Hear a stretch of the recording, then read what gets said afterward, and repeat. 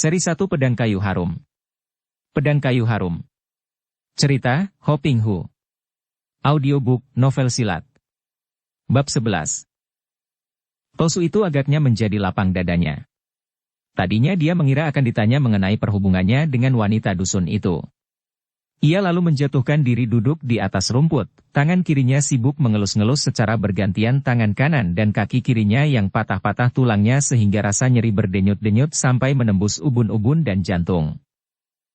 "Mengapa engkau menanyakan beliau?" "Tian Seng Cincin kakek guruku itu telah meninggal dunia setahun yang lalu." Keng Hong terkejut, teringat akan Cui Im yang meninggalkannya setahun yang lalu. "Apa? Siapa pembunuhnya?" Sambil meringis Tosu itu berkata, "Tidak ada yang membunuh, mati karena usia tua." "Ah!" Lapang rasa dada Keng Hong. "Dan Kiang Tojin di mana?" "Kiang Supek, uak guru Kiang." "Ah, dia telah menjadi seorang hukuman di dalam ruangan hukuman murid-murid Kunlun Pai." "Apa? Siapa yang menghukumnya?" "Tentu saja ketua kami." "Lagi engkaulah yang menolongku?" "Siapa ketua Kunlun Pai?" "Dia? Dia guru Pinto." Keng Hong menjadi marah mendengar bahwa Kiang Tojin, tokoh utama di Kunlun Pai sesudah Tian Seng Cincin dihukum di Kunlun Pai. Mendengar jawaban-jawaban singkat ini, dia lalu menggerakkan tangannya dan dicengkeramnya pundak Tosu itu. "Jangan main-main. Hayo lekas ceritakan siapa gurumu itu." "Aduh. Ampun, guru Pinto adalah Sianti Tojin." "Ah." Keng Hong teringat kepada dua orang Tosu itu, Sianti Tojin dan Lian Chi Tojin. "Hayo cepat ceritakan apa yang telah terjadi. Ceritakan seluruhnya kalau kau tidak ingin semua tulangmu kupatahkan." Keng Hong mengancam. "Ah, Keng Hong. Tai Hiap. Kasihanilah Pinto, tidak ingatkah engkau betapa dahulu aku baik sekali kepadamu?" Keng Hong tidak ingat lagi kepada Tosu ini karena Tosu Kunlun Pai amat banyak, akan tetapi harus diakui bahwa dahulu ketika dia menjadi kacung di Kunlun Pai, semua Tosu bersikap baik kepadanya. "Aku tidak akan mengganggumu asal saja kau suka bercerita sejujurnya tentang apa yang telah terjadi setelah Tian Seng Cincin meninggal dunia dan apa yang menyebabkan Kiang Tojin sampai dihukum." Sambil menahan rasa nyeri di tubuhnya, Tosu itu lalu bercerita. Setelah kakek guru meninggal dunia setahun yang lalu, terjadilah perebutan kedudukan ketua di antara 7 orang muridnya. Terutama sekali yang berebut adalah Kiang Tojin di satu pihak dan Suhu Sianti Tojin bersama Susiok Lian Chi Tojin di lain pihak. 4 orang paman guru yang lain berpihak kepada Suhu, karena menurut anggapan semua murid Kunlun Pai, Kiang Supek terlampau keras dan bengis terhadap anak murid Kunlun Pai. Kurasa Kiang Tojin berada di pihak yang benar karena beliau adalah murid tertua, bahkan tadinya mewakili Tian Seng Cincin. Aku yakin pula Kiang Tojin tidak akan kalah, biarpun menghadapi 6 orang sutenya. Memang tadinya tidak kalah. Perebutan kedudukan itu menjadi pertandingan dan tidak seorang pun di antara Suhu dan para Susiok dapat mengalahkan Kiang Supek yang amat lihai, akan tetapi apa? Hayo lanjutkan. Selagi Suhu dan para sutenya terdesak oleh Kiang Supek, tiba-tiba muncul Ang Kiam Butek. "Apa? Bagaimana? Teruskan." Kali ini Keng Hong benar-benar terkejut sekali mendengar munculnya Cui Im di Kunlun Pai. "Wanita cantik jelita itu sungguh hebat. Hebat bukan main. Tidak hanya hebat kecantikannya, hebat bentuk tubuhnya, akan tetapi hebat pula ilmu pedangnya sehingga Kiang Supek terluka begitu dia turun tangan membantu Suhu dan para Susiok. Kiang Supek terluka dan terpaksa menyerah, lalu dihukum dan Suhu diangkat menjadi ketua Kunlun Pai, sedangkan Lian Chi Susiok amat beruntung, selain menjadi wakil ketua juga agaknya dapat bersahabat baik sekali dengan wanita yang seperti bidadari itu. Katakan mengapa wanita itu membantu Suhumu menentang Kiang Tojin." Ketika itu dia memaki-maki Kiang Supek, mengatakan bahwa beberapa tahun yang lalu Kiang Supek pernah menangkapnya dan hal itu dianggap penghinaan maka dia datang membalas dendam dan merobohkan Kiang Supek. Dia hebat sekali dan... Akan tetapi tubuh Keng Hong sudah berkelebat lenyap dari depan Tosu itu yang saking kagum dan herannya sampai melongo, lupa akan rasa nyeri tubuhnya. Akan tetapi setelah keheranannya mereda, kaki tangannya yang patah tulangnya itu senut-senut, rasa nyeri menyusup tulang sumsum sehingga dia merintih-rintih lalu merangkak karena tak dapat berjalan. Kang Hong yang menjadi amat marah mendengar betapa Qiang Tojin dirobohkan Cui Im yang membantu tosu-tosu sesat macam Lian Chi Tojin dan Xian Ti Tojin, berlari cepat sekali mendaki puncak menuju ke dinding Kunlun Pai yang sudah dekat dari tempat itu. Dia harus menolong Qiang Tojin, apapun yang terjadi, sebagai pembalasan atas segala kebaikan Qiang Tojin kepadanya.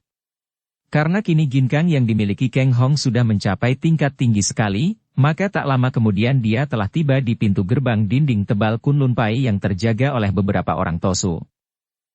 Munculnya Kang Hong menggegerkan para tosu yang segera mengenal pemuda berpakaian putih ini, dan cepat mereka bersiap untuk menyerang sedangkan seorang penjaga cepat-cepat lari masuk untuk menyampaikan pelaporan mengenai munculnya pemuda yang sudah dikabarkan mati itu. Totiang sekalian, aku datang bukan untuk memusuhi Kunlun Pai, aku hanya ingin bertemu dan bicara dengan Xian Ti Tojin dan Lian Chi Tojin. Kang Hong berkata dengan suara nyaring. Kamu tunggu di luar. Tidak boleh kamu masuk mengotorkan dan mencemarkan lantai Kunlun Pai dengan kakimu yang kotor, bentak seorang tosu. Kang Hong memandang ke arah kedua kakinya yang tak bersepatu dan memang kotor, lalu dia menjawab. Kaki kotor mudah saja dibersihkan dengan air, Totiang. Akan tetapi hati yang kotor sukar dicuci bersih. Apalagi kalau orang itu tidak merasa betapa kotor hatinya.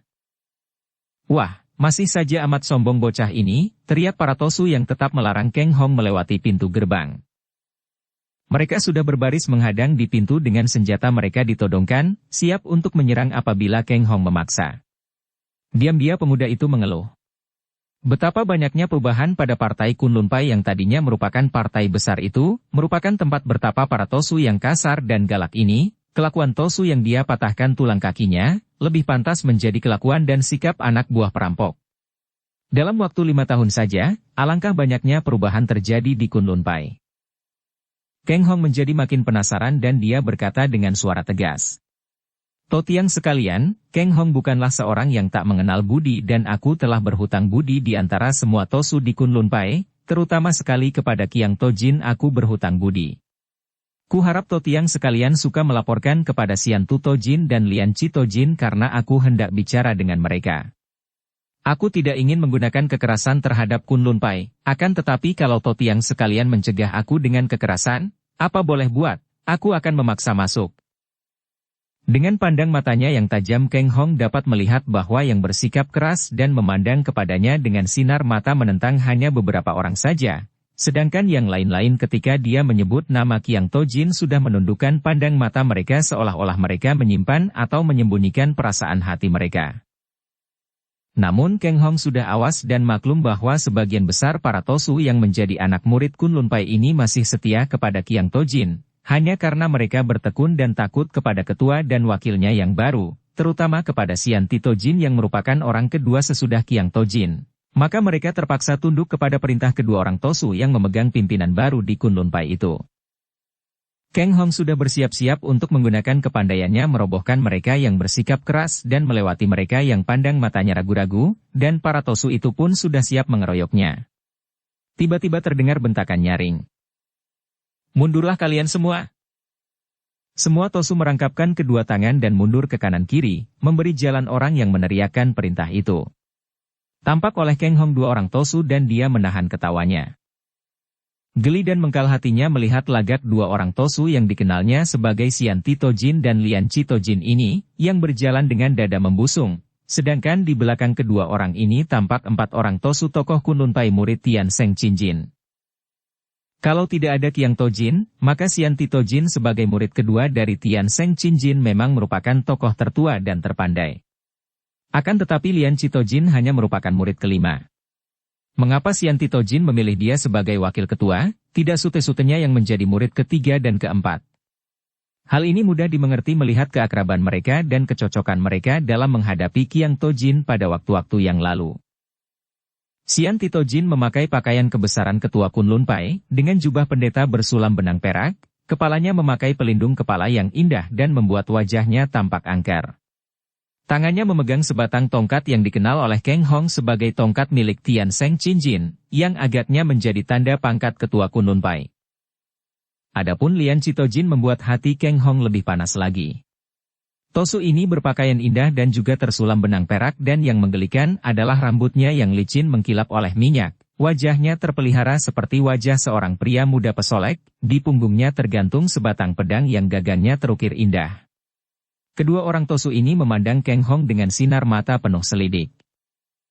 Sedangkan sikap 4 orang Tosu lainnya masih biasa saja, namun mereka mengerutkan kening dan siap mempertahankan Kunlun Pai jika pemuda ini kembali hendak mendatangkan kekacauan. "Cia Kang Hong, kiranya engkau yang datang menghadap," berkata Sian Tito Jin dengan suara halus. "Kami bersyukur kepada Tian bahwa engkau ternyata masih hidup, tidak mati seperti disangka semua orang." Kang Hong menjawab dengan hormat. "Terima kasih atas kebaikan To Tiang." Itu. Tampak oleh Kang Hong 2 orang Tosu dan dia menahan ketawanya. "Kang Hong, engkau pernah menjadi kacung Kunlun Pai. Su Heng kini menjadi ketua Kunlun Pai, sepatutnya engkau memberi hormat dan menyebutnya Lo Cian Pue," kata Lian Cito Jin. Kang Hong diam-diam dapat membedakan watak kedua orang ini. Sian Tito Jin memperlihatkan sikap halus lembut, sikap yang sepatutnya dimiliki seorang ketua partai besar. Namun sikap Lian Cito Jin membayangkan kekerasan dan suka membanggakan kekuasaan. Tidak mengapa, memang orang muda kurang pengalaman dan kurang pengertian tentang tata cara. "Cia Kang Hong, ada keperluan apakah engkau muncul di sini? Apakah engkau datang untuk mohon maaf atas kelakuanmu dahulu yang membuat kacau dan rugi nama besar Kunlun Pai? Ataukah engkau akan menebus kesalahan menipu kami dengan memberikan pedang palsu dan kini hendak menyerahkan Siang Bok Kiam yang tulen?" Suara Sian Tito Jin tetap halus dan sikapnya tenang sekali. "Tidak sama sekali, To Tiang." Kang Hong tetap menyebut To Tiang kepada ketua baru yang di dalam hatinya tidak dia akui ini sambil melirik ke arah Lian Cito Jin, yang mulai merah mukanya. "Aku datang untuk menghadap Kiang To Jin." "Di manakah Kiang To Jin?" "Harap suka mohon beliau keluar untuk menerima aku datang menghadap beliau." Cara Kang Hong bicara jelas membayangkan bahwa dia menempatkan Kiang To Jin di tingkat lebih tinggi daripada Sian Tito Jin yang kini menjadi ketua. Hal ini dirasakan oleh semua Tosu dan mereka semua memandang dengan hati tegang. "Cia Kang Hong, Kiang To Jin tidak dapat menemuimu pada saat ini. Semua urusan yang hendak kau kemukakan boleh kau sampaikan kepada Pinto sebagai ketua Kunlun Pai," kata Sian Tito Jin. "Kenapa Kiang To Jin tidak dapat menemuiku? Apakah beliau sakit? Aku mendengar berita bahwa Tian Seng Cinjin Lo Cian Pue telah meninggal dunia. Sepanjang pengetahuanku, bukankah Kiang To Jin dahulu dan menjadi calon ketua Kunlun Pai?" "Cia Kang Hong, engkau tetap bocah lancang seperti dahulu. Siapakah engkau ini yang usil dan hendak mencampuri urusan dalam Kunlun Pai?" Kang Hong menjawab dengan hormat. "Terima kasih atas kebaikan To Tiang. Lian Cito Tiang, memang aku tetap bocah yang dulu, dan kalau perlu, penting juga bersikap lancang. Aku tidak mencampuri urusan dalam Kunlun Pai. Setelah kini Tian Seng Cinjin meninggal, mengapa beliau tidak menjadi ketua, bahkan tidak diperbolehkan menemuiku? Apakah beliau telah menjadi orang yang tidak bebas lagi? Apakah beliau kalian hukum?" Para Tosu memandang pemuda itu dengan mata terbelalak. Lian Cito Jin dan Sian Tito Jin sejenak saling bertukar pandang, kemudian Sian Tito Jin mengetukkan tongkatnya pada tanah dengan lagak seorang ketua yang kehilangan kesabaran, akan tetapi suaranya tetap halus. "Cia Kang Hong, engkau bukan anak murid Kunlun Pai dan sesungguhnya tidak berhak untuk mengetahui urusan dalam Kunlun Pai. Akan tetapi mengingat bahwa engkau adalah bekas kacung kami, dan mengingat hubungan antara engkau dan Kiang Su Heng, baiklah kau ketahui urusan dalam yang semestinya menjadi rahasia perkumpulan kami. Setelah Suhu meninggal, terjadilah perbedaan pendapat antara Kiang Su Heng dan kami. Seperti sudah lazim, perbedaan pendapat dalam penggantian ketua ini diselesaikan dengan cara kami, yaitu menguji kepandaian. Dia yang paling pandai berhak menjadi ketua. Karena Kiang Su Heng menggunakan kekerasan, kami bertanding. Pinto menang dan menjadi ketua sedangkan Kiang Su Heng karena berdosa telah memancing keributan dan pertentangan antara saudara sendiri, diwajibkan menebus dosa di ruangan." Sampai di sini Sian Tito Jin berhenti, merasa sudah terlalu banyak bicara. "Di ruangan menebus dosa atau ruangan hukuman?" "Aku sudah tahu, Sian Tito Jin, dan aku tahu pula bahwa ruangan itu disediakan bagi para tosu yang telah melakukan pelanggaran, baik pelanggaran hukuman perikemanusiaan maupun para tosu yang memperkosa gadis orang dan yang bersekutu dengan orang lain untuk menjatuhkan saudara sendiri pun termasuk pelanggaran-pelanggaran yang harus dihukum, bukan? Ucapan Keng Hong ini membuat wajah para tosu anak murid Kunlun Pai menjadi pucat. Xian Titojin menggerakkan kepala ke belakang dan matanya menyinarkan kemarahan yang tak tertutupinya lagi. Bocah lancang mulut. Apa maksudmu? Keng Hong tersenyum ketika melihat ke arah Lian Chitojin dan melihat tosu ini pucat mukanya dan meraba gagang pedang di punggung, lalu berkata, "Aku tidak bermaksud mencampuri urusan Kunlun Pai. Aku tidak peduli apakah Kiang Tojin kalian hukum atau kalian apakan asal saja memang sudah semestinya demikian dan tidak ada yang melanggar kebenaran dan keadilan. Aku datang hanya untuk bertemu dengan Kiang Tojin." "Bocah sinting, minggat kau dari sini," bentak Lian Chitojin sambil menyerang pedangnya ditusukkan ke arah dada Keng Hong dengan gerakan cepat dan kuat sekali. Dia tidak takut menghadapi Keng Hong karena selama 5 tahun ini dia dan terutama suhengnya telah menggembleng diri agar kuat mempertahankan kedudukan mereka sebagai ketua dan wakil ketua Kunlun Pai. Gerakanmu cukup baik, akan tetapi kurang isi karena kau kotori dengan watak dengki, kejam dan penuh kebencian, Lian Chitojin," kata Keng Hong sambil mengelak dengan amat mudahnya.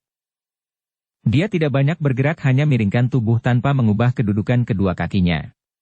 Melihat betapa tusukannya hanya lewat saja di dekat dada Keng Hong, Lian Chitojin membalikkan pergelangan tangannya dan kini pedang itu membabat turun memenggal atau membacok ke arah pinggang.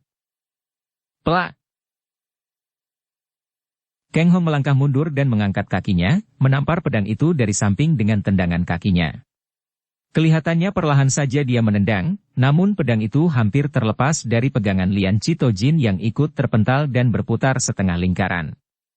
Ketika dia memandang, Keng Hong telah meloncat jauh melampaui kepala para tosu. "Kejar dia! Jangan perbolehkan dia masuk!" Bentak Xian Titojin yang meloncat pula dengan gerakan cepat sekali, seperti melayang melampaui kepala anak buahnya. Akan tetapi dia tercelik karena Keng Hong tidak terus meloncat ke dalam, melainkan menyambar balok atap dan mengayun tubuhnya mencelat ke atas genteng. "Hahaha, Xian Titojin, engkau sudah pucat ketakutan, khawatir rahasiamu terbuka. Hahaha, betapa memalukan rahasia itu. Engkau merampas kedudukan ketua dari tangan suhengmu sendiri, sama sekali bukan mengandalkan kepandaian, sama sekali bukan karena engkau lebih lihai daripada Kiang Tojin, melainkan karena engkau dibantu oleh seorang tokoh kaum sesat, dibantu oleh Angkiam Tok Xian Li Be Cui Im yang dahulu menjadi murid Lam Hai Sini dan yang kini memakai julukan Angkiam Butek. Lian Chitojin, bukankah engkau telah menjadi sahabat baiknya? Dia manis sekali, bukan? Apakah engkau suka mencium tahi lalat merah di tubuhnya?" Hahaha. Entah bagaimana, dalam kemarahannya ini Keng Hong tidak menyadari bahwa dia bersikap gembira dan nakal, tidak menyadari bahwa kini dia telah bersikap persis seperti sikap Shinjio Kiam Ong di waktu muda. Dia ingat bahwa di tubuh Cui Im terdapat sebuah tahi lalat merah. Maka dia sengaja mengejek Lian Chitojin yang dia dapat menyangka tentu melayani gadis cantik dan lihai itu dalam bermain asmara, karena biarpun usianya sudah 45 lebih, mungkin 50 tahun, tosu ini termasuk seorang pria yang gagah dan tampan. Apalagi kalau dia ingat betapa Lian Chitojin kurang kuat menahan nafsunya sehingga sampai hati melakukan pemerkosaan terhadap seseorang, yaitu Tan Hun Bue. Binatang kurang ajar! Lian Chitojin dalam kemarahannya karena terdorong malu, membuat gerakan dengan kedua kakinya, memutar tubuh dan kedua lengan kemudian secara tiba-tiba sekali tangan kanannya sudah melontarkan pedangnya yang meluncur seperti anak panah, lebih cepat lagi malah, menuju ke perut Keng Hong. Pedang itu berubah menjadi sinar terang saking lajunya, dan mengeluarkan suara berdesing. Keng Hong setelah mempelajari kitab Tai Kek Sin Kun peninggalan Tai Kek Chowu yang merupakan intisari ilmu silat Kunlun Pai, mengenal gerakan itu, dan cepat dia melompat ke samping sambil menyambar pedang itu dengan kedua jari tangan telunjuk dan jari tengah, menjepitnya, kemudian meloncat turun kembali.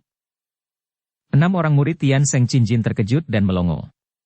Yang diperlihatkan Kang Hong dalam menyambut pedang yang disambitkan tadi adalah jurus Yan Chu Pok Li, burung walet menyambar ikan, jurus yang khusus dalam ilmu silat Kunlun Pai untuk menghadapi serangan yang khusus pula, yaitu penyambitan pedang yang disebut jurus terakhir Sin Lain Hian Bue, naga sakti mengulur buntut. Lian Citojin, betapapun kejam dan ganas hatimu, namun jurus Sin Leong Hian Bue ini masih jauh daripada sempurna.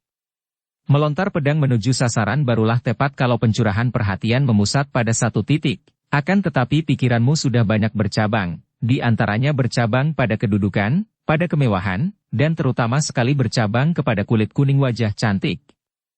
Kau lihatlah baik-baik dan baru tahu bahwa sesungguhnya Sin Leong Hian Bue dari Kunlun Pai amatlah lihainya. Kang Hong yang berada di atas genteng itu menggerakkan kedua kakinya dan tubuhnya berputar seperti yang dilakukan Lian Citojin tadi. Kemudian dia melontarkan pedang yang ditangkapnya tadi ke arah Lian Citojin. Pedang itu meluncur bagaikan kilat menyambar, tidak mengeluarkan bunyi akan tetapi justru tidak berbunyi inilah yang amat lihai. Dapat menyambitkan pedang sedemikian cepatnya tanpa pedang itu mengeluarkan bunyi, benar-benar merupakan kemahiran dan tingkat yang terlalu tinggi bagi para murid Tian Seng Qinjin. Lian Citojin kaget bukan main. Celaka, serunya dan dia cepat menggunakan gerakan Yan Su Pok Hi untuk menghindarkan diri.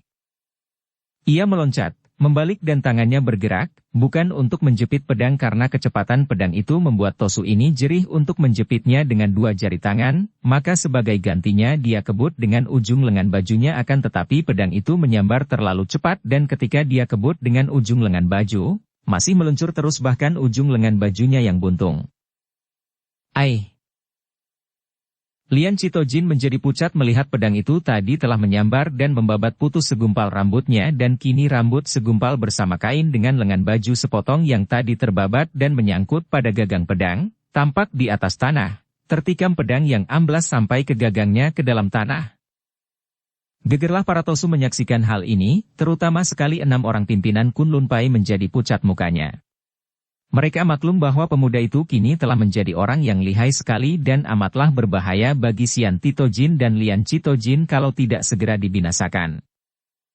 Kejar! Kepung! Bunuh! Sian Titojin berseru keras dan semua Tosu yang mentaati perintahnya telah mengepung tempat itu dan siap untuk meloncat naik ke atas genteng mengeroyok Kang Hong. Para Tosu Kunlun Pai, dengarlah baik-baik. Kang Hong berteriak dan karena pemuda ini menggunakan tenaga hikang, maka suaranya menggetarkan jantung semua Tosu, termasuk tokoh-tokohnya sehingga mereka terkejut sekali, bahkan beberapa orang anak murid Kunlun Pai yang masih belum kuat benar sinkangnya. Kedua kaki mereka menjadi lemas dan mereka roboh terguling begitu mendengar suara Kang Hong yang mengandung getaran hikang yang amat kuatnya itu. Menurut aturan sesungguhnya Qiang Tojin yang patut menjadi ketua Kunlun Pai, selain beliau adalah murid tertua mendiang Tian Seng Qinjin, juga memiliki tingkat kepandaian tertinggi dan mempunyai pula sifat-sifat yang berdisiplin, bijaksana, berpemandangan luas. Akan tetapi kedudukan ketua telah dirampas oleh Sian Titojin secara curang, yaitu menggunakan bantuan seorang iblis betina golongan sesat. Kalau kalian insyaf, demi menjaga nama besar Kunlun Pai, bebaskan Qiang Tojin dan angkat beliau sebagai ketua. Aku tidak ingin mencampuri urusan Kunlun Pai, hanya memberi nasihat mengingat bahwa aku pernah hidup di sini. Sekarang, aku ingin berjumpa dan bicara dengan Qiang Tojin. Dari atas genteng Kang Hong dapat melihat jelas betapa pada wajah sebagian besar para Tosu Kunlun Pai tampak keraguan dan bahkan persetujuan dengan anjurannya itu, maka berisiklah keadaan di bawah itu karena para Tosu saling berbisik-bisik. Diam semua! Siapa hendak memberontak akan kubunuh dengan tongkatku ini? Sian Titojin membentak dan diamlah para Tosu itu. Hayo kalian membantu Pinto menangkap dan membunuh pengacau Kunlun Pai itu.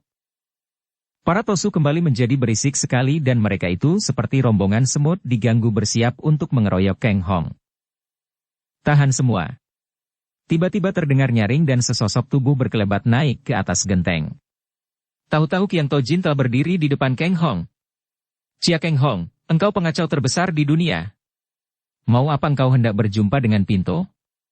Masih ada muka untuk bicara dengan Pinto? Bicara apa lagi? Qiang Tojin membentak Kang Hong dengan sikap keren dan mata memancarkan kemarahan. Kang Hong memandang Tosu penolongnya itu dan hatinya terharu. Pakaian Tosu ini kumal dan robek-robek, rambut kusut, wajahnya pucat dan tubuhnya kurus sekali. Kedua lengannya diborgol pada pergelangan tangan. Yang masih tetap tampak bersemangat bahkan kini lebih tajam sinarnya adalah sepasang mata kakek ini. Kang Hong cepat menjura dengan penuh hormat dan menjawab. Totiang, mohon maaf atas kelancangan saya. Akan tetapi saya mendengar bahwa Totiang dicurangi, bahkan dihukum dan saya datang dengan maksud membantu. Pinto tidak membutuhkan bantuanmu, Kang Hong. Dan tentang urusan kedudukan Ketua Kunlun Pai, tongkat ketua telah di tangan Suteku Sian Tito Jin, juga urusan dalam Kunlun Pai. Engkau tidak berhak. Kalau saya tidak berhak mencampuri, mengapa Angkiam Butek mencampurinya dan membantu mereka yang merampas kedudukan Totiang? Tiba-tiba sepasang mata itu menjadi makin bersinar marah. Perempuan itu tidak menyebutnya masih tidak mengapa, akan tetapi setelah menyebutnya, betapa tidak punya malu engkau, Chia Kang Hong. Apakah maksud Totiang? Tosu tua itu memandang Kang Hong dengan kepala dikedikkan ke belakang matanya memandang setengah terkatup dan cuping hidungnya bergetar. Chia Kang Hong, engkau menolak permintaan banyak tokoh Kang Ou gagah perkasa yang menginginkan pusaka peninggalan Sinjiu Kiam Ong. Andai kata engkau mengkhianati gurumu dan menyerahkan pusaka itu kepada para tokoh Kang Ou yang akan mempergunakan untuk perjuangan membela kebenaran dan keadilan, itu sih masih tidak mengapa. Akan tetapi engkau telah menyerahkan pusaka gurumu kepada seorang wanita seperti murid Lam Hai Sin. Chia Kang Hong, kemana larinya kesadaran dan kebijaksanaanmu? Saya tidak menyerahkan, melainkan dia yang telah mencurinya. Kiang Totiang, mengapa Totiang membiarkan pengaruh jahat menyelundup ke Kunlun Pai? Apakah sudah tepat kalau Totiang mengalah dan menerima dihukum begitu saja dan membiarkan Kunlun Pai melalui jalan yang menuju ke arah penyelewengan? Apakah pertanggungan jawab Totiang terhadap Kunlun Pai, terhadap Tai Kek Chou pendiri Kunlun Pai? Kemana larinya kesetiaan Totiang terhadap Kunlun Pai?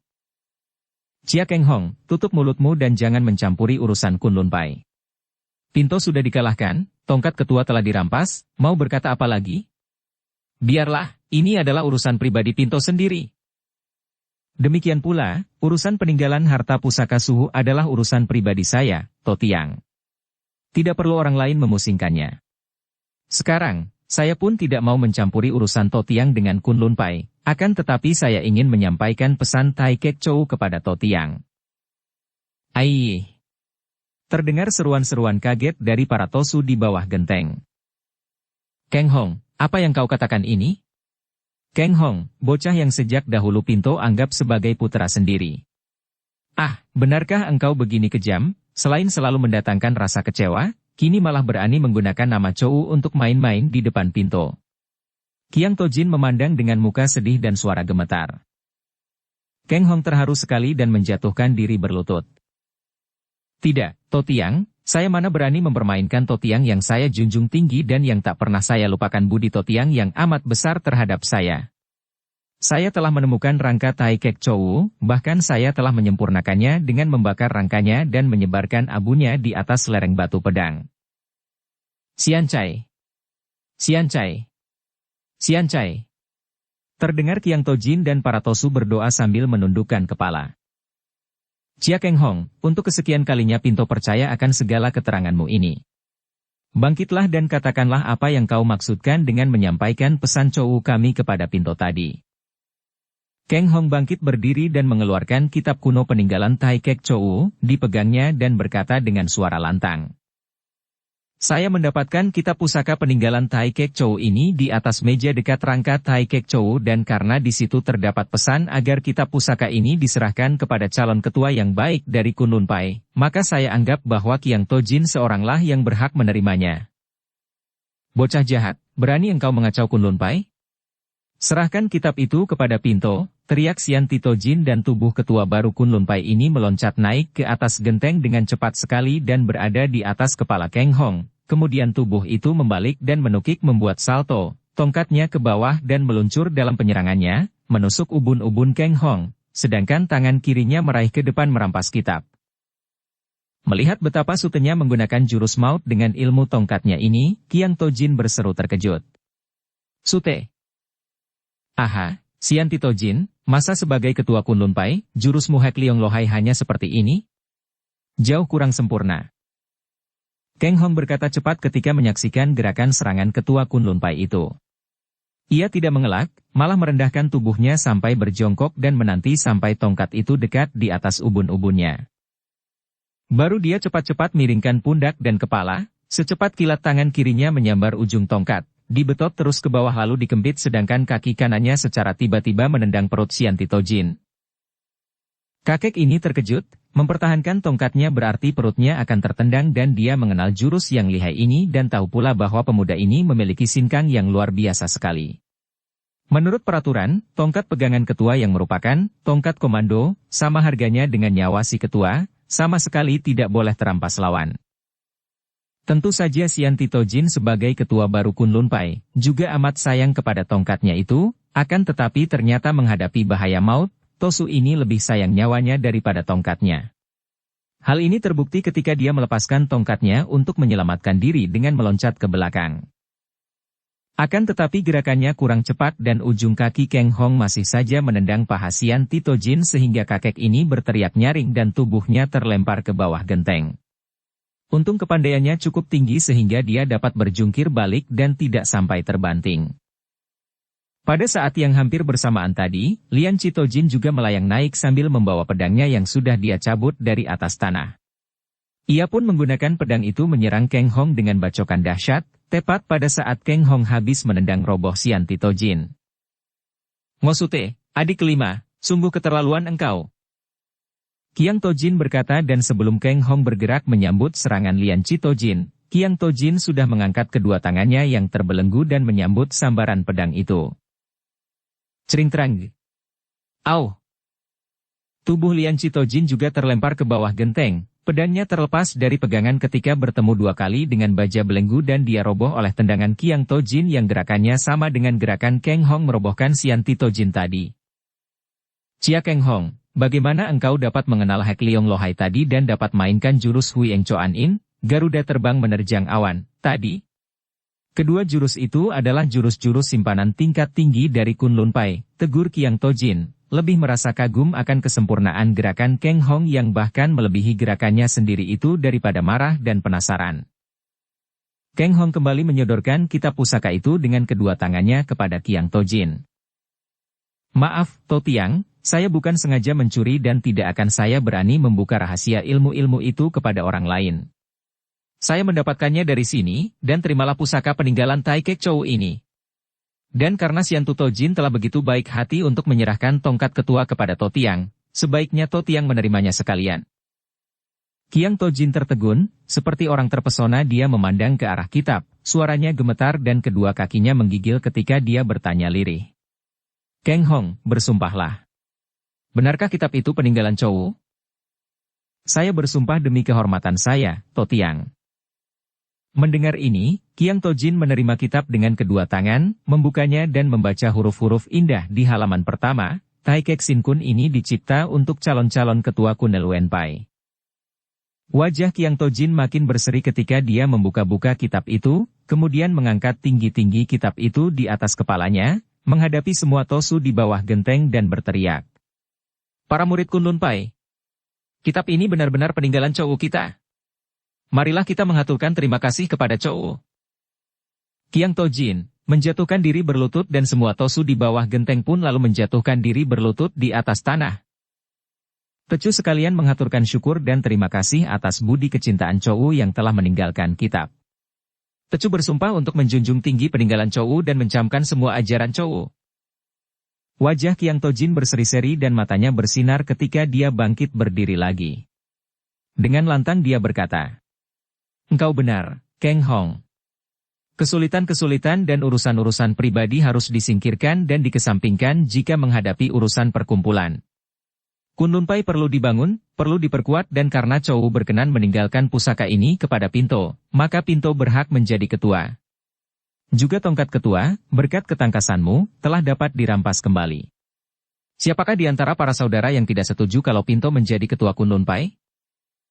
Tak seorang pun di antara para Tosu berani mengeluarkan suara, bahkan 4 orang Tosu yang menjadi adik-adik seperguruan Qiang Tojin, memandang kepada kakek seperguruan tertua itu dengan sinar mata penuh harapan.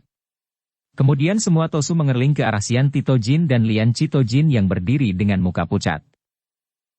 Chia Keng Hong, selama hidup Pinto takkan melupakan perbuatanmu ini dan sekali waktu Pinto akan membalas dendam ini, bentak Lian Citojin sambil mengertakkan giginya. Chia Keng Hong, engkau telah berani merampas tongkat ketua dan menggunakan kekerasan untuk mencampuri urusan Kunlun Pai. Selamanya Kunlun Pai akan mengutukmu dan menganggapmu sebagai musuh besar, kata pula Xian Titojin. Keng Hong tertawa. Pemutarbalikan fakta merupakan fitnah keji, Jiwieto Tiang. Aku tidak mencampuri urusan Kunlun Pai dan tentang tongkat, siapakah yang bergerak lebih dulu melakukan serangan? Aku hanya membela diri dan salahmu sendiri mengapa sebagai ketua kurang sempurna ilmumu, dan mengapa pula kau meninggalkan tongkatmu ke tanganku. Bukankah seorang ketua Kunlun Pai harus menjaga tongkatnya seperti menjaga nyawa sendiri? Sekarang terserah kepadamu. Lawanlah Qiang Tojin kalau memang kau merasa lebih berhak dan lebih pandai. Adapun aku, aku hanya menjadi saksi dan aku yang akan turun tangan menghadapinya kalau kau minta bantuan tokoh-tokoh kaum sesat. Melihat betapa dua orang Tosu itu diam saja, hanya memandang kepada Keng Hong dengan pandang mata melotot penuh kebencian, Qiang Tojin lalu menggerakkan kedua tangannya dan terdengarlah suara berkerotokan ketika belenggu pergelangan tangannya patah-patah. Jisute dan Ngosute, kalian juga mengerti sendiri mengapa Pinto mengalah. Pertama untuk memenuhi janji bahwa siapa yang kalah harus memberikan kedudukan ketua. Pinto telah kalah oleh Angkiam Butek yang mewakilimu, dan tongkat ketua telah dapat dirampas dari tangan Pinto. Hanya karena Pinto tidak menghendaki perpecahan di Kunlun Pai sesuai dengan pesan suhu, maka Pinto mengalah, suka diperlakukan sebagai orang hukuman.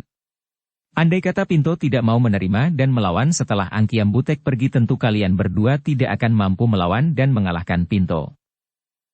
Kini, Pinto sadar bahwa sesungguhnya kalian telah menyelewengkan Kunlun Pai dan bahwa sikap mengalah dari Pinto tidak benar, bahkan merupakan pengkhianatan terhadap Kunlun Pai, terhadap suhu yang telah menaruh kepercayaan kepada Pinto. Dahulu tongkat ini dirampas dari tangan Pinto oleh Angkiam Butek, kini kembali ke tangan Pinto atas bantuan Chia Keng Hong. Hal ini sudah sewajarnya maka Pinto suka menerima kembali ini. Apalagi setelah Pinto harus memimpin para anak murid Kunlun Pai seperti yang dikehendaki pendirinya yaitu Chou kita. Qiang Tojin, kelak kita akan saling berjumpa kembali. Terdengar suara Xian Titojin penuh kemarahan dan dendam. Mulai detik ini, aku bukan lagi Tosu Kunlun Pai. Sute. Qiang Tojin berseru, akan tetapi Xian Titojin sudah menoleh kepada Lian Citojin dan berkata singkat. Hayo kita pergi. Dukung channel Novel Silat dengan subscribe, follow, like, komen dan share. Dua orang Tosu itu sudah meloncat pergi. Keng Hong bergerak hendak mengejar sambil berkata lirih. Dia harus dibasmi.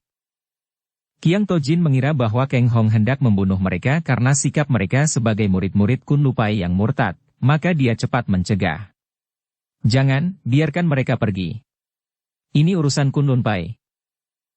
Sebetulnya Keng Hong berniat membunuh Lian Citojin atas perbuatannya terhadap Tan Hun Bue dahulu, akan tetapi mendengar cegahan ini, dia menjadi tidak enak hati terhadap Qiang Tojin dan mengurungkan niatnya. Sikap dua orang tokoh Kunlun Pai itu sudah cukup menghancurkan hati Qiang Tojin.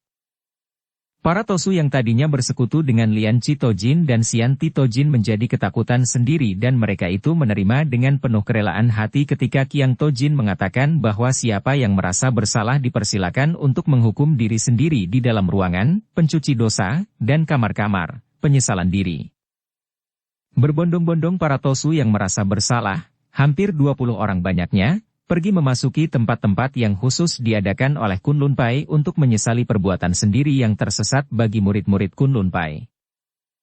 Diam-diam Keng Hong menjadi girang dan juga kagum sekali. Ternyata bahwa Qiang Tojin masih cukup berwibawa dan para Tosu yang bermain asmara dengan wanita dusun di lereng gunung dan dia tersenyum sendiri. Salahkah Tosu itu? Tidak. Tidak salah. Hanya lemah terhadap pantangan yang memang diadakan oleh golongan mereka dan yang sudah diakui olehnya sendiri. Bersalah kiranya orang yang melanggar larangan yang sudah diakuinya sendiri bahwa larangan itu tak boleh dilanggar.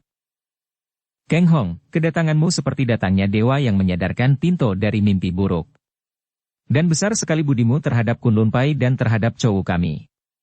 Tidaklah percuma kiranya ketika Tian dahulu menggerakkan hati Pinto untuk membawamu ke sini, Keng Hong.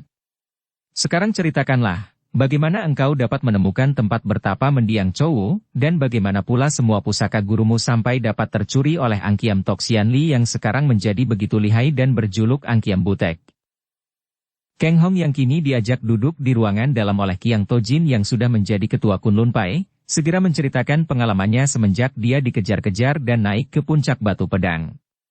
Di antara seluruh manusia di dunia ini, hanya kepada Qiang Tojin lah satu-satunya tokoh Kang Ou yang boleh dipercaya dan yang sama sekali tidak memiliki niat buruk terhadap dirinya, tidak pula menginginkan harta pusaka dan kitab-kitab peninggalan Xinjiu Qiamong. Ia menceritakan betapa akhirnya dia berhasil mendapatkan tempat rahasia penyimpanan pusaka gurunya, akan tetapi betapa terpaksa dia mengajak Cui Im karena selain gadis itu telah menolongnya, juga kalau tidak dia ajak, tentu gadis itu terancam keselamatannya oleh para tokoh Kang Ou yang mengejarnya. Diceritakan selanjutnya betapa dia tertipu oleh Cui Im itu, terjebak di ujung seberang jurang akan tetapi akhirnya kekejian Cui Im itu bahkan membuat dia berhasil menemukan tempat rahasia di mana terdapat rangka dan kitab peninggalan Tai Kek Chowu. Akhirnya dia menceritakan perjalanannya keluar dari tempat rahasia itu. Ia menceritakan dengan singkat, melewatkan saja keterangan tentang tempat itu sendiri, dan tidak menyebut-nyebut hal lain, misalnya pengetahuannya terhadap kekejian Lian Chitojin terhadap Tan Hun Bue, maupun Tosu Kunlun Pai yang bermain cinta dengan wanita dusun. Qiang Tojin mengelus jenggotnya yang panjang dan menarik napas panjang. Baru 4 tahun mempelajari kitab-kitab peninggalan suhumu, gadis itu sudah sedemikian lihainya sehingga aku roboh di tangannya. Dan kitab-kitab itu dibawanya semua. Saya pun merasa menyesal sekali, Totiang. Semua itu akibat kelalaian saya, merupakan kesalahan dan tanggung jawab saya.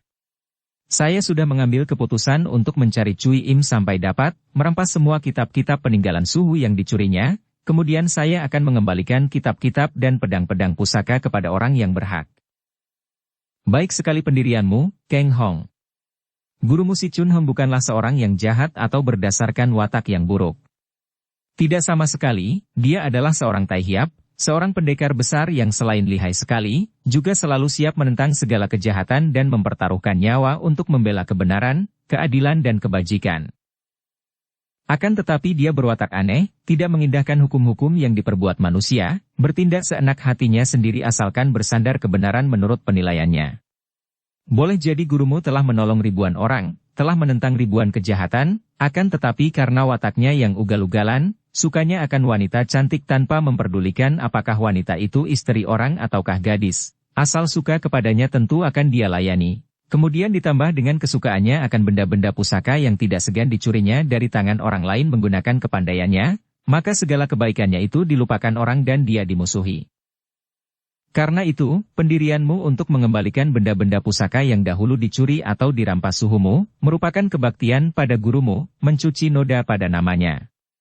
Dan engkau tidak perlu menjadi penasaran menghadapi kenyataan bahwa benda-benda pusaka itu dicuri orang, karena benda yang mudah didapat akan mudah lenyap pula, benda yang didapat dengan mencuri tentu akan lenyap tercuri, siapa menanam pohonnya dia memetik buahnya.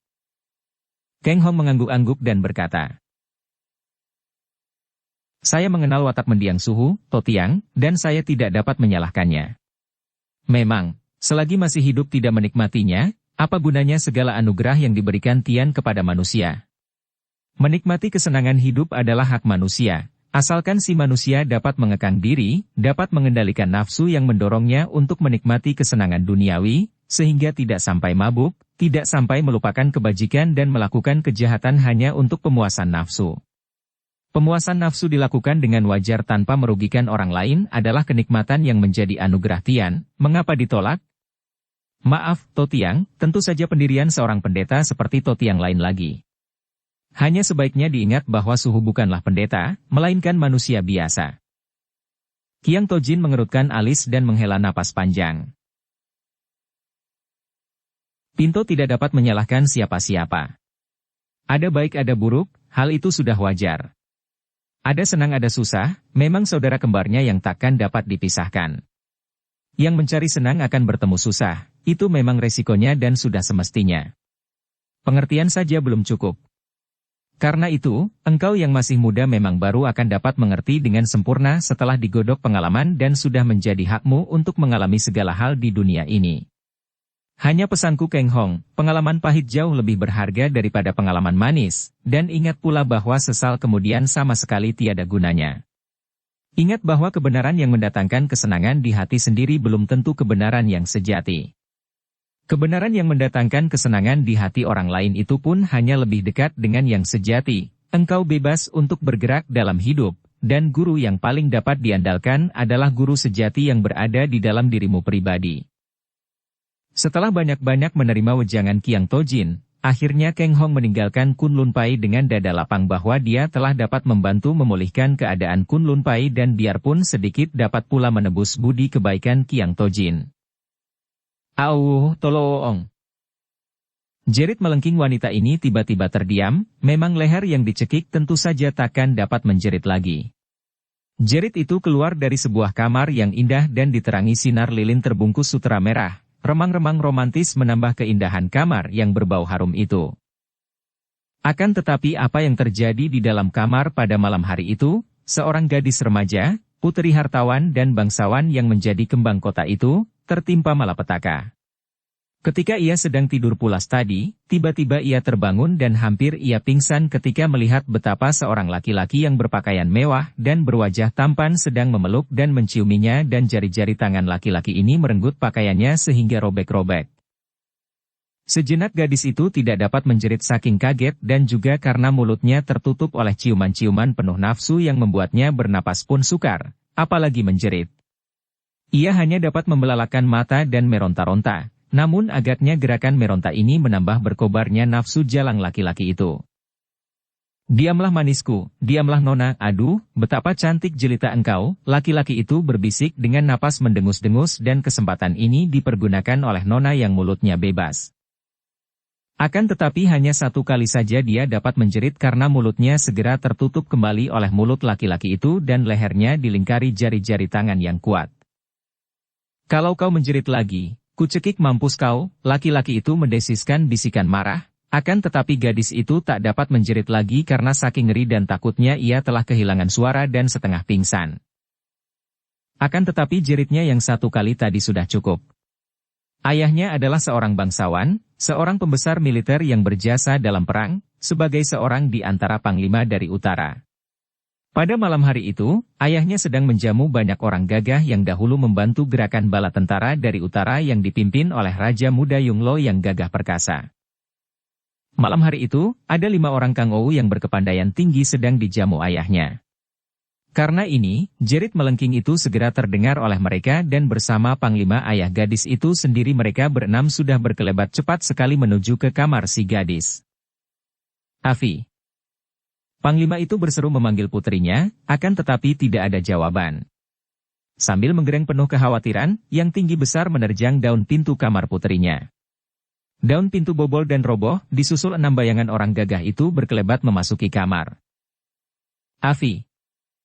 Kini teriakan panglima itu adalah teriakan yang menyayat hati, teriakan setengah marah setengah menangis menyaksikan keadaan putrinya yang rebah terlentang dalam keadaan telanjang dan matanya mendelik, lidahnya keluar. Tidak bernapas lagi. Jelas bahwa dia mati tercekik. 5 orang gagah itu adalah orang-orang yang berpengalaman. Melihat keadaan kamar sekelebatan saja mereka sudah menemukan lubang di atas rumah, maka seperti berlumba mereka lalu melayang naik melalui lubang itu menembus atap dan hinggap di atas genteng. Mereka melihat bayangan orang berjalan seenaknya di atas genteng meninggalkan tempat itu.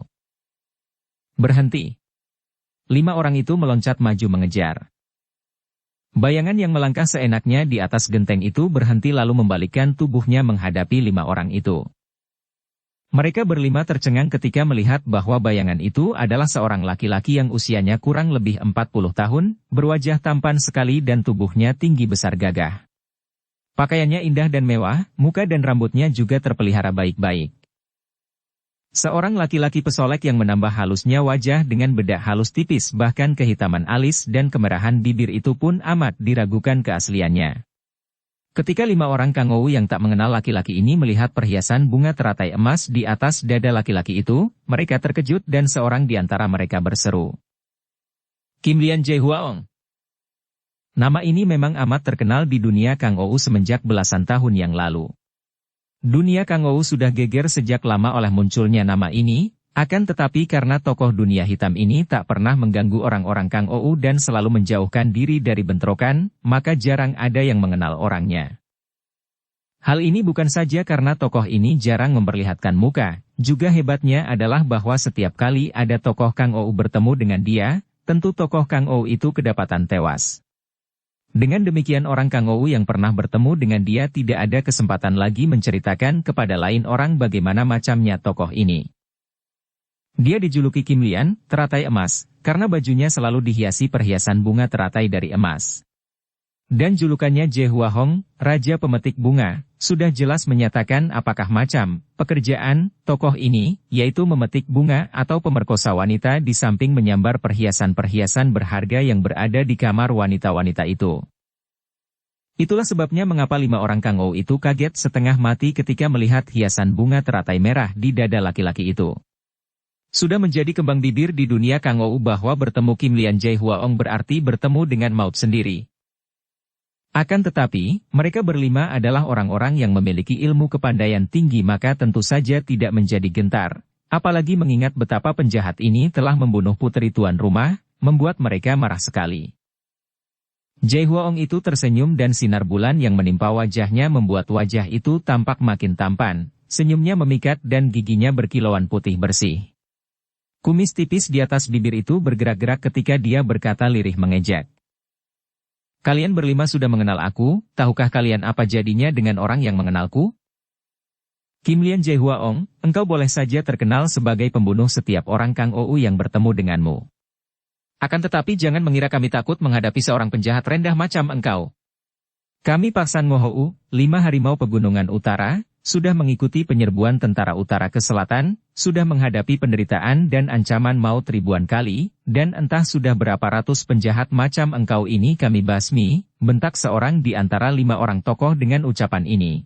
Mereka berlima sudah mencabut golok masing-masing sehingga tampak sinar-sinar berkilat. Namun laki-laki pesolek itu tidak kelihatan marah memperlebar senyumnya lalu berkata, "Aha, kiranya kalian adalah 5 ekor tikus pegunungan utara? Bagus sekali.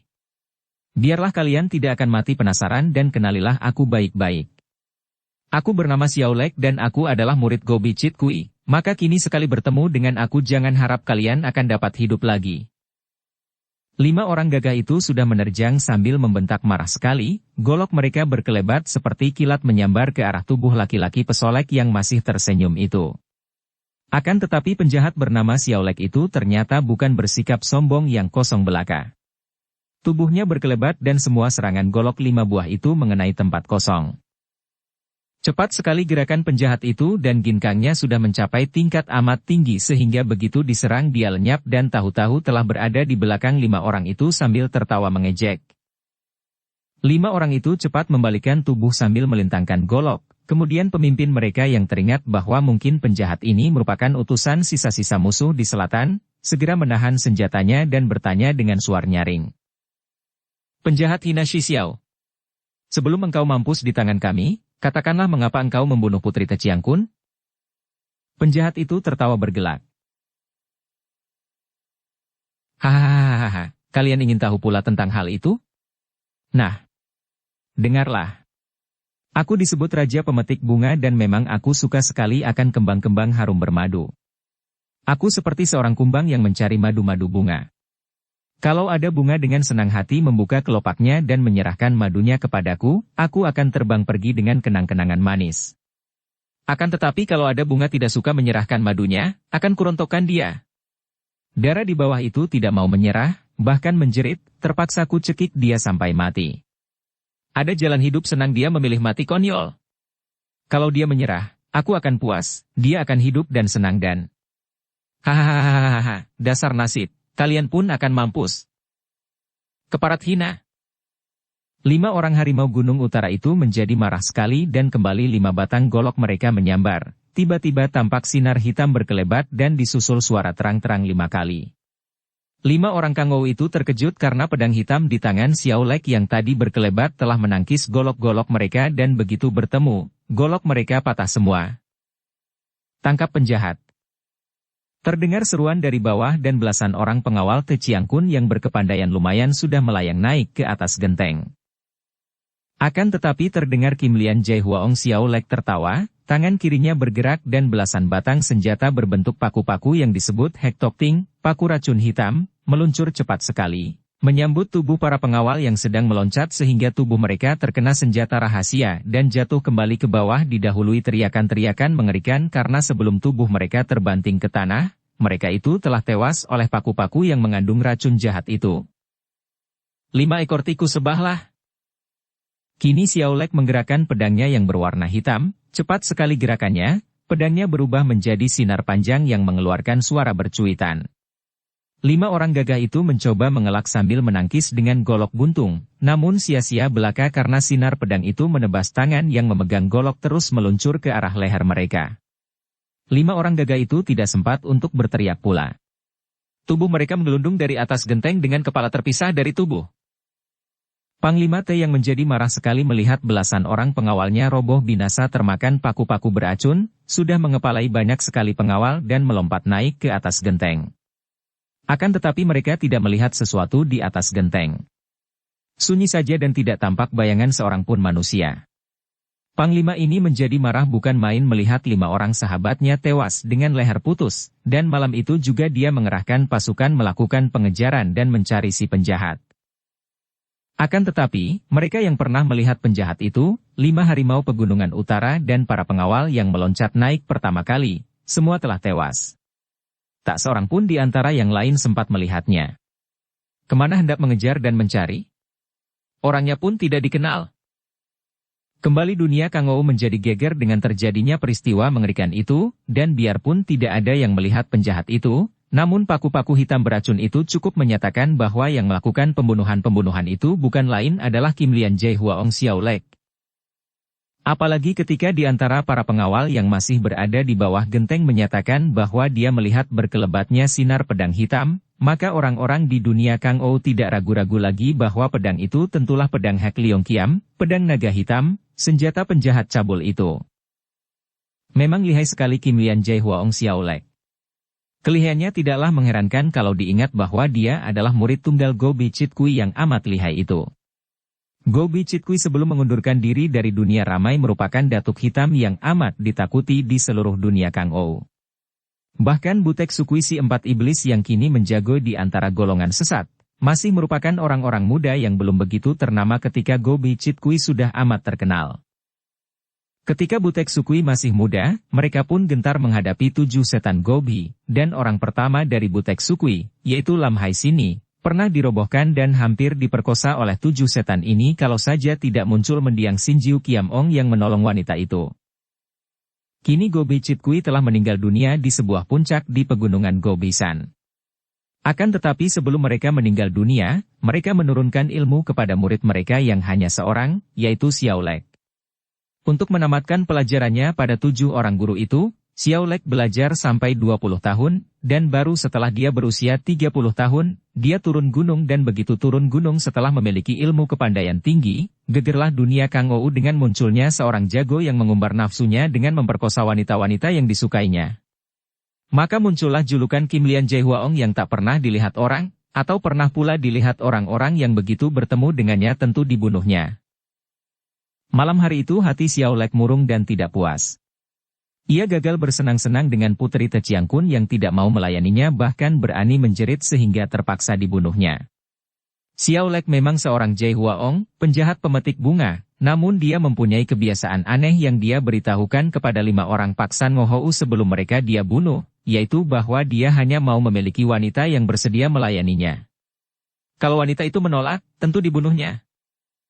Banyak wanita yang karena takut dibunuh, atau memang tertarik oleh wajahnya yang tampan dan tubuhnya tinggi besar, suka melayaninya dan setelah melayani, wanita-wanita itu menyimpannya sebagai rahasia besar dan tidak berani menceritakan keadaan penjahat itu kepada orang lain karena hal itu sama saja mengakui dia telah dinodai penjahat itu.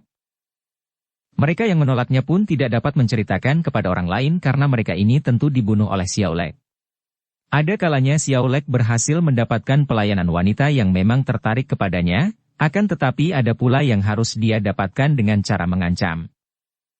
Malam itu dia murung. Ia hanya berhasil membunuh banyak orang, namun dia makin ditekan dan dihimpit oleh nafsunya sendiri yang tidak terpuaskan. Biasanya, sebelum mendatangi korbannya pada malam hari, siangnya dia sudah melihat-lihat dan mencari-cari.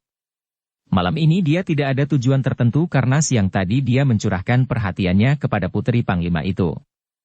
Untuk mencari korban di malam hari seperti itu, amat sukar karena tak mungkin dia harus mengintai setiap rumah untuk mencari wanita yang disukainya. Berdebah. Ia menyumpahi nasibnya yang dianggapnya sial malam itu. Penjahat yang berilmu tinggi ini sama sekali tidak tahu bahwa ada bayangan yang amat gesit gerakannya, yang seolah-olah terbang saja ketika mengikutinya dari jauh. Tiba-tiba Xiao Lek berhenti berlari dan bayangan di belakangnya pun cepat menyelinap dan bersembunyi di balik wuungan rumah. Kiranya Xiao Lek berhenti bukan karena mengerti bahwa dia dibayangi orang, melainkan karena dia mendengar suara bayi menangis dari rumah di sebelah depan, sebuah rumah kecil terpencil. Hatinya tergerak. Ada bayinya tentu ada ibunya yang muda, pikir otaknya yang sudah terlalu kotor. Ia lalu melompat ke depan, ke atas genteng rumah di depan itu dan kini tangis bayi sudah tak terdengar lagi. Dari atas genteng, Jai Huaong ini mengintai dengan jalan membuka genteng.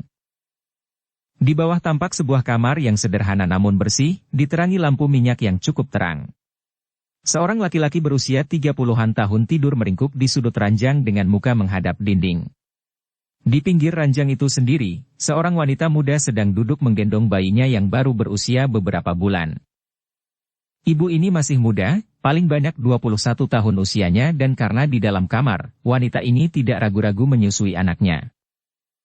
Biasanya, biar mata laki-laki yang bagaimana jalang sekalipun, pemandangan ini, yaitu melihat seorang ibu menyusui anaknya, mendatangkan pemandangan yang mengharukan, yang menyentuh perasaan, sebuah pemandangan yang sama sekali jauh daripada daya nafsu. Ibu muda itu memang cantik dan terutama sekali berkulit putih kuning dan halus, kini agaknya terbangun dari tidur, kelihatannya demikian penuh sifat kelembutan seorang wanita.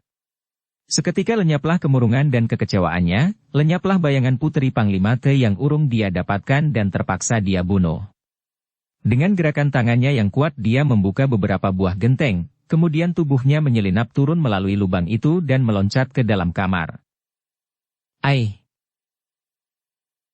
Wanita itu berseru kaget ketika tiba-tiba ada seorang laki-laki asing berdiri di depannya. Akan tetapi dia tidak sempat menjerit lagi karena jari tangan Xiao Lek telah bergerak cepat menotok leher wanita itu sehingga jeritannya tertahan di kerongkongan, tak dapat berteriak lagi. Manis, jangan takut. Aku telah melihatmu dan jatuh cinta kepadamu. Kalau engkau mau melayani aku dengan manis, engkau takkan kubunuh, akan tetapi kalau engkau menolak, suamimu ini akan kubunuh lebih dulu. Agaknya suami wanita itu mendengar suara ribut-ribut dan menggeliat lalu membalikkan tubuh, mengedipkan matanya yang menjadi terbelalak ketika dia melihat istrinya berdiri ketakutan dan seorang laki-laki asing berdiri di situ. Akan tetapi dia tak dapat bergerak, hanya dapat memandang dengan sinar mata penuh kemarahan dan kekhawatiran karena pada saat itu, jari tangan Xiao Lek secepat kilat telah menotok jalan darahnya yang membuat laki-laki di atas ranjang itu lemas dan tak dapat bergerak. Jangan engkau berteriak, manis, aku tidak akan menyusahkanmu, tidak akan menyakitimu. Kembali Xiao Lek merayu dan tangannya bergerak menotok leher membebaskan jalan darah wanita itu sehingga dapat mengeluarkan suara lagi. Ampunkan saya. Wanita itu berkata lemah. Xiao Lek tersenyum penuh kemenangan. Engkau tidak bersalah apa-apa, manis, kenapa minta ampun? Aku hanya akan mencintaimu, kau layanilah aku baik-baik, balaslah cintaku dan aku tidak akan mengganggu selembar rambutmu yang halus ini. Oh, ampun jangan. Wanita itu mengeluh penuh kepanikan sambil melirik ke arah suaminya yang rebah miring tak dapat bergerak itu. Xiao Lek mengikuti pandang mata wanita itu, menoleh ke arah laki-laki di atas ranjang lalu tersenyum. Ah, engkau takut kepada suamimu. Tak usah takut, dia takkan dapat berbuat sesuatu kecuali menonton. Tidak. Lebih baik kau bunuh saja aku. Tiba-tiba ibu muda itu menangis terisak-isak sambil mendekap tubuh anaknya. Aku tidak bisa, aku tidak mau. Sinar bengis dan marah membayangi wajah Xiao Lek. Haruskah dia mengalami 2 kali kegagalan dalam semalam? Apakah dia kini sudah terlalu tua dan kurang pandai merayu sehingga dalam satu malam ada dua orang wanita yang menolak cintanya? Haruskah ku bunuh suamimu lebih dulu? Lihat, sekali tusuk suamimu akan mampus. Apakah engkau masih berani mengatakan tidak mau? Untuk menakut-nakuti, Xiao Lek sudah mencabut pedang hitamnya dan menodongkan pedang itu di leher suami wanita itu yang terbelalak penuh kengerian. Wanita itu memandang dengan muka pucat, hatinya bimbang. Manakah yang harus dia pilih? Melihat suaminya dibunuh ataukah membiarkan dirinya diperkosa di depan pandang mata suaminya? Lebih baik mati bersama suaminya. Ia terseduh menangis dan berkata, "Bunuhlah kami berdua. Bunuhlah suamiku dan aku. Dan aku. Aku tidak dapat menuruti kehendakmu. Aku tidak mau." Kini wajah Xiao Lek menjadi merah. Kalau menurutkan nafsu kemarahan hatinya, ingin dia mengelebatkan pedangnya membunuh wanita itu, suaminya dan anaknya. Akan tetapi dia tidak mau gagal untuk kedua kalinya malam ini, dan wanita yang baru 3-4 bulan melahirkan dan masih menyusui, tiba-tiba Xiao Lek tertawa dan ketika tangannya bergerak, tahu-tahu dia telah merampas bayi yang berada di dalam pelukan ibunya tadi. Anak itu menjerit, akan tetapi kalah oleh jeritan ibunya yang amat kaget melihat anaknya dirampas. "Anakku. Kembalikan anakku." Kau ingin anakmu hidup? Nah, pilihlah. Engkau melayani cintaku dengan baik-baik dan manis atau melihat perut anakmu kubelek dengan ujung pedang ini. Oh. Jangan. Wanita itu menjatuhkan diri berlutut dan merangkul kedua kaki Xiao Lek sambil meratap-ratap minta agar anaknya jangan dibunuh. "Manis? Engkau ingin agar anakmu hidup dan tidak kubunuh?" Xiao Lek bertanya penuh nada kemenangan dalam suaranya sambil menunduk dan melihat wajah Ayu yang menengadah penuh permohonan itu. Ya, mohon kau ampuni kami, jangan bunuh anakku." Mudah saja, aku takkan membunuh anakmu akan tetapi engkau harus menuruti segala kehendakku." Sambil berkata demikian, Xiao Lek mengangkat tubuh bayi itu tinggi-tinggi dan membuat gerakan seakan hendak membantingnya ke lantai. Wanita itu tersedak, menelan ludah seperti ada sesuatu mengganjal kerongkongannya, dan mengangguk-angguk dengan mata terbelalak memandang anaknya. Ya, apa saja perintahmu? Akan tetapi lepaskan anakku." "Nah, manis, bangkitlah." Xiao Lek menggunakan sebelah tangannya menarik tubuh wanita itu berdiri dengan bayi masih diangkat tinggi-tinggi di tangan yang lain, dan bagaikan tak sadar diri wanita itu bangkit berdiri, matanya masih terbelalak melirik ke arah anaknya yang diangkat tinggi oleh tangan kiri Xiao Lek. Lek tertawa dan ketika tangannya bergerak, tahu-tahu dia telah merampas bayi yang berada di dalam pelukan ibunya tadi. Anak itu menjerit, akan tetapi kalah oleh jeritan ibunya yang amat kaget melihat anaknya dirampas. Baru setelah matanya mendapat kepastian bahwa anaknya tidak diapa-apakan ia sadar. Kau melawan. Engkau tidak mau?" "Tidak. Oh, bukan. Aku tidak melawan." Wanita itu menggagap kepalanya pening, matanya berkunang dan kedua kakinya menggigil karena setelah kini kepanikannya menghadapi ancaman terhadap anaknya lenyap, ia ngeri menghadapi hal yang mengancam dirinya sendiri. "Bagus, engkau manis sekali." Merasa gembira sekali menyaksikan betapa korbannya itu menggigil dan bingung oleh rasa takut dan malu. Wanita itu benar-benar bingung, ia baru teringat betapa bajunya tadi dibukanya separuh ketika menyusui anaknya, kini kedua tangannya malah menutupkan baju ini. Mukanya sebentar pucat sebentar merah, pandang matanya jelilatan dan hanya lewat saja di muka suaminya, agaknya ia tidak berani bertemu pandang dengan suaminya. Engkau ragu-ragu lagi. Hendak membangkang perintahku? Kalau begitu, lebih baik kubunuh saja anakmu ini." "Tidak. Oh, jangan." Cepat sekali karena digerakkan oleh rasa ngeri dan khawatir akan keselamatan anaknya wanita itu merenggut lepas baju atasnya. "Jangan bunuh anakku." Xiao Lek tersenyum, mengangguk-angguk puas. "Kalau kau menuruti semua hasratku, kalau kau suka melayani cinta kasihku kepadamu, tentu aku takkan mengganggu anakmu, manis. Hayo, kesinilah." Xiao Lek melangkah ke dekat ranjang akan tetapi wanita itu tidak menggerakkan kakinya. Dengan muka pucat ia berkata lemah. Tidak, harap. Kasihani aku, jangan di sini. Xiao Lek menggerakkan alisnya menoleh ke arah suami wanita itu yang rebah miring dengan mata melotot penuh kemarahan dan kebencian, lalu tersenyum. Sebetulnya, dia akan mendapatkan rangsangan lebih besar lagi, mendapat kepuasan lebih penuh kalau dia dapat memiliki wanita itu di depan suaminya, di depan mata suaminya yang melotot itu. Alangkah akan senang dan lucunya. Akan tetapi, kalau dia memaksa, tentu hal ini akan menjadi penghalang besar bagi si wanita untuk melayaninya dengan leluasa, dan kalau terjadi demikian dia pun tentu tidak akan merasa puas. Sambil tertawa dia lalu menghampiri wanita itu dengan bayi masih menangis, diangkat tinggi-tinggi. Kalau begitu di mana? Di kamar depan.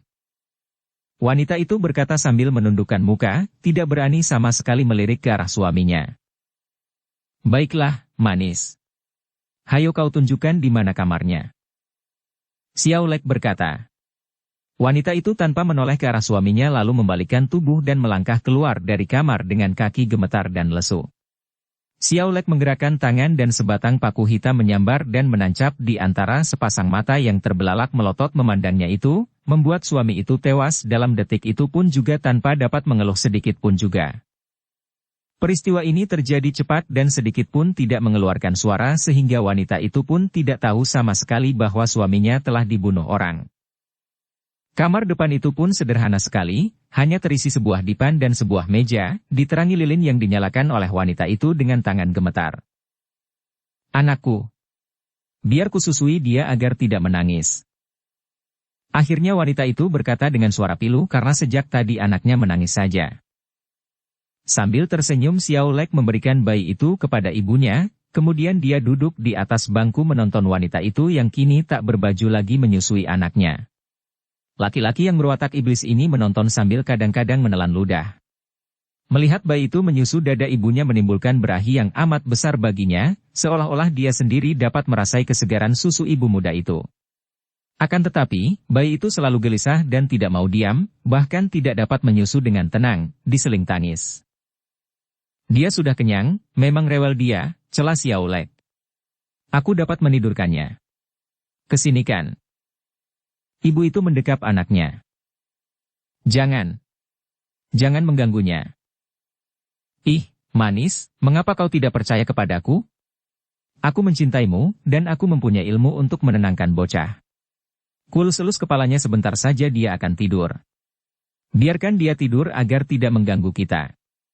Nah kesinikanlah, biar dia tidur di situ nanti, dan bantal itu. Kita tidak memerlukannya. Nah, marilah, manis, jangan khawatir, anakmu akan pulas. Ibu muda itu yang memang merasa bingung melihat anaknya menangis terus sehingga dia khawatir kalau laki-laki itu menjadi marah dan membunuh anaknya, akhirnya menyerahkan bayinya yang masih menangis. Xiao Lek tersenyum dan mengelus-elus kepala bocah itu. Benar saja, tak lama kemudian anak itu tidak menangis lagi dan dengan gerakan halus Xiao Lek menidurkan bocah itu di atas meja yang sudah ditilami kain dan disediakan bantal oleh si ibu muda yang tentu saja menjadi lega hatinya melihat bayinya tidur pulas. Akan tetapi segera rasa lega ini tersusul rasa panik dan ngeri ketika Xiao Lek membalikkan tubuh dan menghadapinya dengan senyum penuh nafsu. Nah, bukankah benar sekali kata-kataku, manis? Anakmu sudah tidur pulas dan kini kita dapat bersenang-senang tanpa ada yang mengganggu. Wah, engkau benar jelita dan montok. Marilah, manis. Wanita itu terusik dan melangkah maju dengan muka tunduk. Patahlah seluruh pertahanannya sebagai wanita karena ia maklum bahwa kalau ia menolak, tentu anaknya akan dibunuh. Bagaikan orang yang kehilangan semangat, seperti mayat hidup, ia melangkah maju dan menyerah. Tiba-tiba Xiao Lek melepaskan tubuhnya, bahkan meloncat bangun sambil berteriak kaget. Setan! Pada saat itu ada sesosok tubuh menerjang memasuki kamar dan langsung menubruk Xiao Lek. Tentu saja penjahat yang lihai ini dengan mudah mengelak ke kiri dan mengirim tendangan yang tepat mengenai dada orang yang menubruknya. Orang itu terjengkang dan roboh terlentang di depan dipan, di dekat wanita yang terbelalak kaget.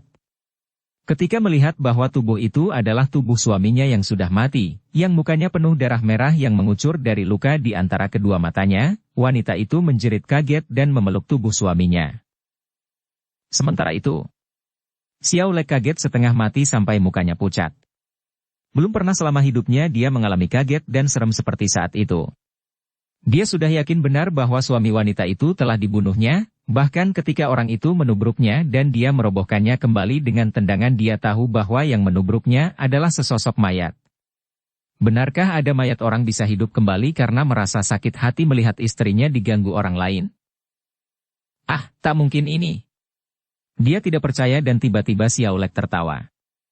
Yang sudah mati tetap mati, dan kalau ada gerakan-gerakan, hal ini pasti dilakukan oleh orang yang masih hidup. Ia menendang meja dan tubuh bayi itu pun mencelat jatuh ke atas lantai, akan tetapi sama sekali tidak bergerak, tidak terbangun biarpun terbanting karena sesungguhnya bayi ini telah mati pula. Mati oleh jari tangan Xiao Lek yang mengelus-elus ubun-ubun kepala anak itu tadi, mengelus sambil menekan sehingga bayi itu tewas tanpa dapat mengeluarkan suara apa-apa dan disangka tidur oleh ibunya. Wanita muda itu ketika melihat bayinya terbanting dari atas meja, menjerit keras, meninggalkan mayat suaminya dan menubruk anaknya, terus diangkat, dipeluk dan didekapnya. Akan tetapi ia tersentak kaget, memandang muka bayinya dan tiba-tiba terdengar suaranya melengking tinggi menyayat hati dan robohlah wanita muda itu dengan tubuh lemas, roboh pingsan dengan mayat bayinya masih di dalam pondongannya. Xiao Lek sudah meloncat bangun ke tengah kamar, tidak memperdulikan keadaan wanita muda itu lagi. Pandang matanya berkilat ketika ditujukan ke arah pintu kamar dari mana tadi, mayat hidup, itu menyerangnya. Siapakah berani bermain gila dengan aku, bentaknya, menyangka bahwa tentu ada orang pandai mengejarnya dari rumah gedung Panglima Shite yang dikacaunya tadi. Akan tetapi mata yang menyinarkan kemarahan itu berubah terbelalak penuh keheranan dan kekaguman ketika tampak oleh Xiao Lek bahwa yang muncul dari pintu itu adalah seorang wanita yang amat cantik jelita dan yang memasuki kamar itu dengan langkah lambat, dengan tubuh bergerak-gerak seperti menari ketika kedua kaki itu melangkah bergantian rapat-rapat. Pinggulnya yang lebar melenggang-lenggok, pinggang yang ramping seperti patah-patah, wajah yang cantik itu tersenyum manis dengan mata menyambar. Penuh tantangan, namun di balik senyum itu tampak sikap memandang rendah. Wanita itu mengenakan pakaian sutera berkembang yang ketat membungkus tubuh, di punggungnya tampak gagang pedang yang beronce merah. Sukar menaksir usia wanita ini. Masih kelihatan amat muda seperti gadis remaja 20-an tahun, namun senyum bibir manis dan pandang mata tajam itu sudah amat masak sehingga patutnya dia berusia 30 tahun kurang sedikit. Wanita itu bukan lain adalah Angkiam Butek Be Cui Im. Secara kebetulan saja ia melihat Xiao Lek menimbulkan kekacauan di rumah Panglima Te di malam hari itu ketika dalam perjalanan malamnya Cui Im lewat di kota itu. Ia amat tertarik ketika mendengar bahwa laki-laki tampan gagah itulah yang bernama julukan Kim Lian Jai Huaong, julukan yang sudah banyak ia mendengarnya. Jadi inikah murid Go Bi Chit Kui yang dahulu menjadi musuh besar gurunya, karena gurunya Lam Hai Sini pernah dahulu hampir diperkosa 7 orang setan Go Bi itu. Ia menjadi kagum ketika menyaksikan cara Xiao Lek merobohkan lawan-lawannya, maka diam-diam ia membayangi penjahat cabul itu. Ia ingin mencoba kepandaian murid Go Bi Chit Kui dan juga sikap dan kepribadian Xiao Lek yang penuh kejantanan itu amat menarik hatinya, menyentuh kewanitaannya dan membangkitkan berahinya. Ketika ia membayangi laki-laki itu, Cui Im dapat menduga bahwa dalam hal kelincahan dan keringanan tubuh, dia sendiri hanya menang sedikit saja, dan kiranya tingkat kepandaian ginkang Xiao Lek tidak kalah jika dibandingkan dengan seorang di antara butek sukui. Ia menjadi makin kagum dan membayangi terus. Ketika Cui Im yang mengintai perbuatan Xiao Lek di dalam pondok sederhana itu melihat kekejaman Xiao Lek membunuh suami dan bayi dari wanita yang hendak diperkosanya itu, dia tersenyum. Bukan main pria ini, pikirnya. Cerdik dan pandai, juga amat gagah perkasa, tidak gentar melakukan pembunuhan betapapun kejamnya. Orang seperti ini amat ia butuhkan. Ia perlu mempunyai seorang pembantu seperti ini, yang berilmu tinggi, yang berwatak keras dan dingin. Dengan seorang pembantu seperti itu, barulah dia akan dapat menjaga dunia sebagai tokoh nomor 1. Hanya ada satu hal yang masih ia ragukan, apakah pria ini patut menjadi temannya dalam petualangan cintanya. Sementara itu Xiao Lek yang biasanya memandang rendah orang lain, yang biasanya tidak gentar menghadapi siapapun juga, kini merasa bulu tengkuknya bangun berdiri. Sungguh dia tidak pernah mimpi bahwa dia akan berhadapan dengan seorang wanita secantik ini, yang dapat menghidupkan mayat, yang agaknya sejak tadi telah membayanginya tanpa dia ketahui sama sekali, yang begitu cantik akan tetapi juga mendatangkan sikap dingin yang mengerikan tersembunyi di balik kehangatan dan kegairahan yang panas membakar dan menantang. Siapakah engkau? Xiao Lek merasa heran sendiri mengapa dia tiba-tiba menjadi gugup dan kehilangan ketenangannya.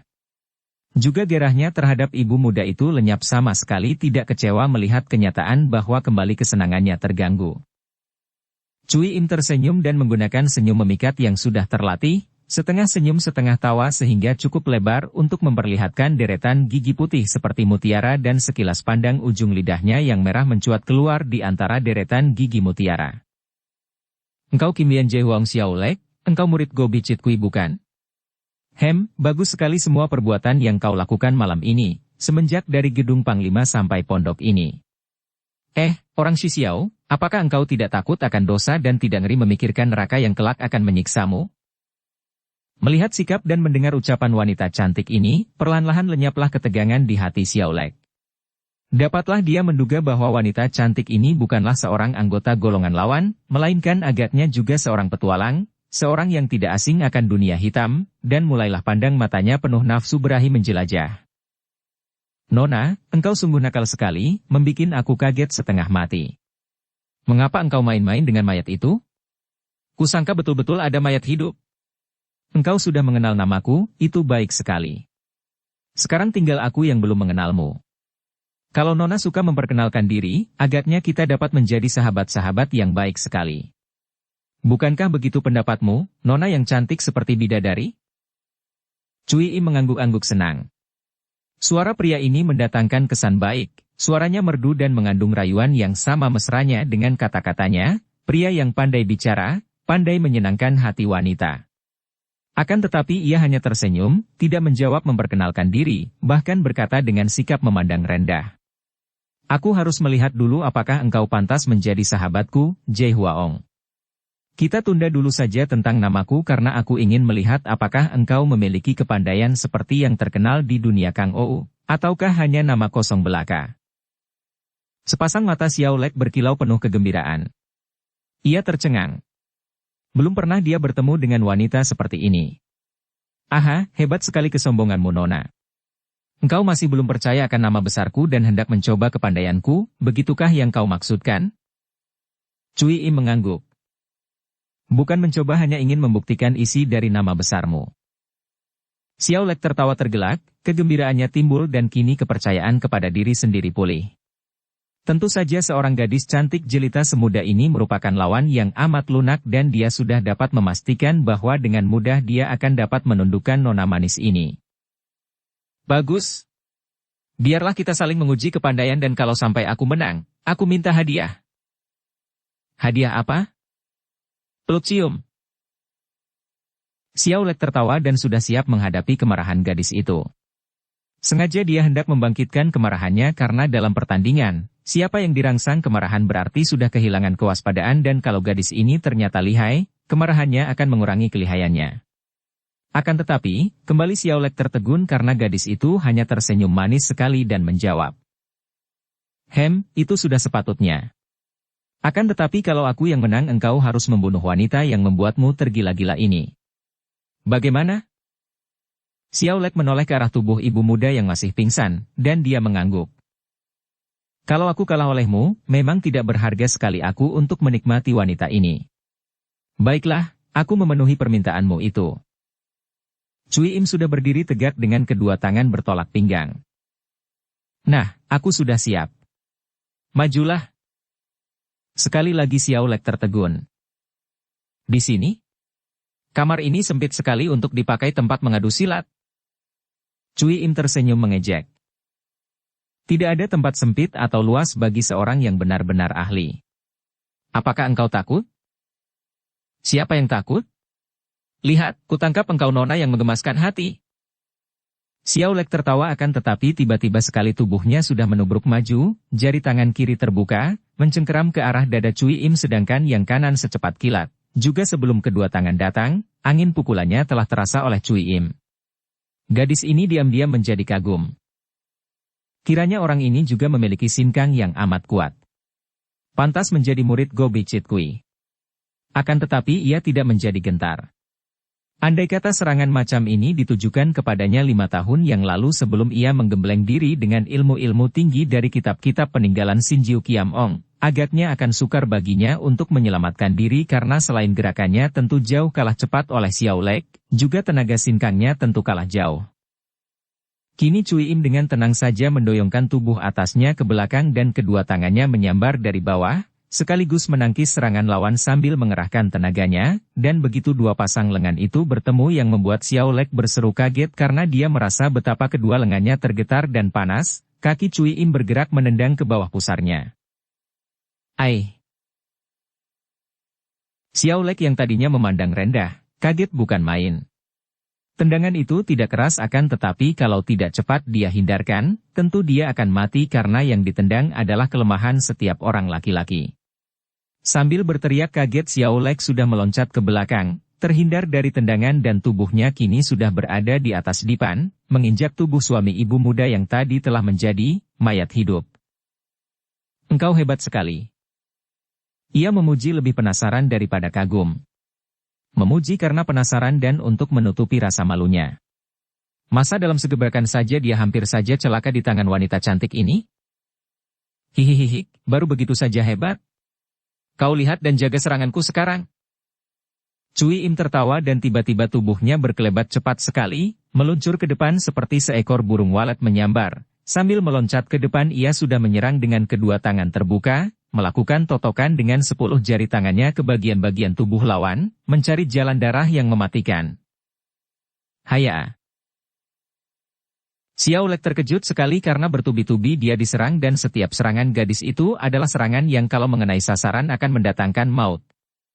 Ia cepat mengelak, berloncatan ke sana-sini di dalam kamar sempit itu, namun bagaikan bayangan setan gadis itu terus mengejar dan menghujankan serangan dengan totokan-totokan dan pukulan-pukulan yang amat aneh, yang belum pernah dilihat sebelumnya dan mengandung hawa sinkang amat kuat. Celaka! Kini berubah pendiriannya dan sambil mengerahkan seluruh tenaga dan mengeluarkan seluruh kepandaian yang dia warisi dari Go Bichit Kui dia melakukan perlawanan, membalas serangan dengan serangan maut pula, karena dia maklum bahwa tanpa perlawanan mati-matian, nyawanya terancam bahaya maut. Kini dia tidak memandang gadis cantik ini sebagai calon korban, sama sekali jauh daripada itu, melainkan menganggapnya sebagai seorang musuh yang harus dikalahkannya, sebagai seorang lawan yang paling berat di antara semua lawan yang pernah ditandinginya. Setelah laki-laki itu mengerahkan seluruh tenaga dan kepandaian yang diwarisinya dari Go Bichit Kui, memang dia amat hebat dan berulah dia dapat mengimbangi kedahsyatan gerakan Cui Im. Diam-diam Cui Im menjadi makin kagum dan girang. Laki-laki ini benar-benar boleh dijadikan pembantu. Ilmu kepandaiannya hebat, agaknya akan dapat menandingi Butek Sukui dan tidak akan kalah menghadapi Chia Keng Hong, kalau bocah itu masih hidup, pikirnya sambil tersenyum. Menyaksikan gadis yang dilawan mati-matian itu masih dapat tersenyum-senyum, leher Xiao Lek mulai berkeringat. Dia sudah mati-matian, sampai pening kepalanya dan terengah-engah napasnya, akan tetapi gadis itu masih enak-enak saja tersenyum-senyum. Benar-benar mengerikan sekali. Robohlah. Tiba-tiba Xiao Lek membentak dan dia menyerang dengan jurus pukulannya yang paling ampuh, yaitu dengan mendorongkan kedua telapak tangan ke depan. Pukulan ini mengandung dorongan tenaga sinkang yang amat kuat, cukup untuk merobohkan lawan dari jarak jauh, apalagi kini dia menyerang dari jarak dekat. Dapat dibayangkan betapa hebat kekuatan dorongannya itu. Namun Cui Im terkekeh mengejek, tubuhnya mencelat mumbul ke atas dan dari atas menukik ke bawah, kedua tangannya bergerak memukul ke bawah, yang kiri menimpa kedua lengan lawan yang bagian atas dan yang kanan sudah menampar pundak Xiao Lek. Buuk! Plak! Tanpa dapat dipertahankannya lagi, tubuh Xiao Lek tergelimpang dan dia roboh menimpa tubuh ibu muda yang hendak dipaksanya melayani hasrat nafsu berahinya tadi. Hihihihi, kepandaianmu lumayan juga, orang Shi Xiao. Cui Im berkata, bukan mengejek, melainkan dengan ketulusannya hati. Bersambung ke bab 12. Dukung kami dengan subscribe, follow, like, komen dan share. Terima kasih.